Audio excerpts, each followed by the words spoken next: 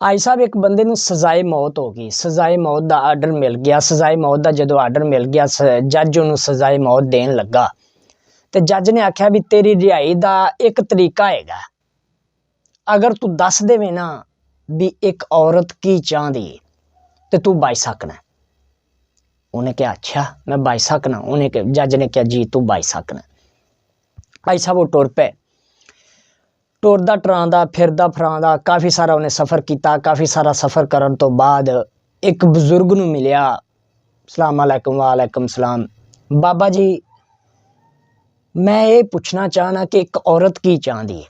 बाबा जी ने कहा कि तू ना फलां दरख्त ते चला जा, उत्थे एक चुड़ैल रहिंदी है। फलां दरख्त ते चला जा, उत्थे एक चुड़ैल रहिंदी है, ते वो चुड़ैल तेनू ये दस सकदी है कि एक औरत की चाहती है। वो पुछ पचा के वो दरख्त कोल पहुंच गया। दरख्त कोल पहुंच गया, जाके चुड़ैल नूं मिलिया। चुड़ैल नूं जाके उन्हें सवाल किया कि मेरा सवाल है कि मैनू दस के एक औरत की चाहती। चुड़ैल ने कहा कि मैं तेनू दस देनी हाँ, लेकिन मेरा भी एक सवाल है। उन्हें क्या की सवाल है? उन्हें कहा कि मेरा ये सवाल है कि तू मेरे नाल शादी कर। बंदा सोची पै गया भी पिछे भी मौत है ते इधर भी मौत है, भी इहदे नाल मैं शादी कर ली ते पता नहीं खोरे की बनेदा, ते पिछे भी जेड़ा ना फांसी है ते हुण की करा। बंदा सोच सोच के उन्होंने कहंदा ठीक है हामी भर लई, ठीक है मैं तेरे नाल शादी कर लईना। उन्हें कहा भी तू शादी तो मेरे नाल हामी भर ली है, तू शादी मेरे नाल कर ली है, ठीक हो गया, अपनी शादी हो गई। शादी होने तो बाद उन्हें कहा भी हुण एक मेरा और सवाल है। उन्हें कहा की सवाल है?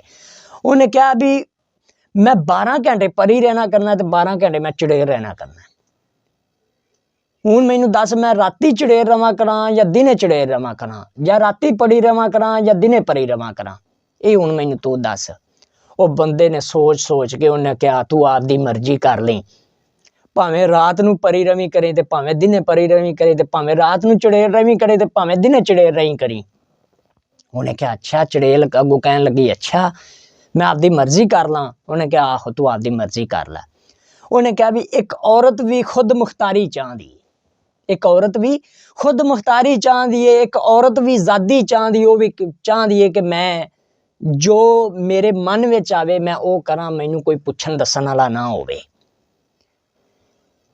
उन्हें कहा अच्छा मेरे सवाल का भी जवाब मैनू फिर मिल गया, इनका मतलब है? उन्हें कहा हाँ जी तेरे सवाल का भी जवाब मिल गया।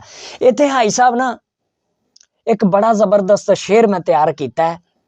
ਜਿਹੜੀਆਂ औरतां खुद मुख्तार ने, ਜਿਹੜੀਆਂ औरतां खुद मुख्तार ने, उन्हां वास्ते मैं एक शेर तैयार किया है।